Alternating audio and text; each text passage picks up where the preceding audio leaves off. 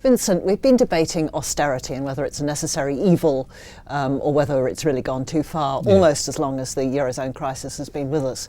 But it seems to have come up again as a big subject this week with Jose Manuel Barroso, the European Commission President, saying it's gone too far, and Angela Merkel and various Germans saying, no, not far enough.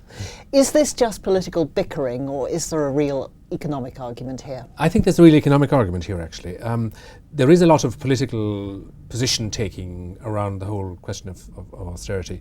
Obviously, you have in Europe, you have the conflicting demands of Germany on the one hand arguing for much more financial rigour and fiscal rigour in across the Eurozone, and the European Commission and countries that are affected by austerity being very conscious of the public outrage and apathy, etc.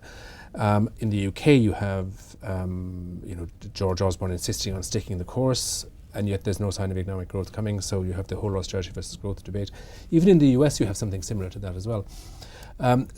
So there is a lot of substance to this debate, and I think it has been added to in the last few days by the fact that the Rogoff-Reinhardt theory, this theory about when debt rises above 90% of GDP, that has a very drastic negative impact on growth, that theory is very flawed. I think that we have a real debate on our hands here. So are you saying that we really, in your view, we really ought to ease up on austerity? No, I'm not suggesting that's what we should do, but I think it's what those who argue against austerity are obviously arguing for, is we've had enough of these cutbacks, enough of cuts. Where is the growth? We've done far too much economic damage. Look at unemployment, etc., etc. I think that the real question is how can you address the fundamental problems of most developed economies, which is that they're drowning in debt, and at the same time revive historical rates of economic growth?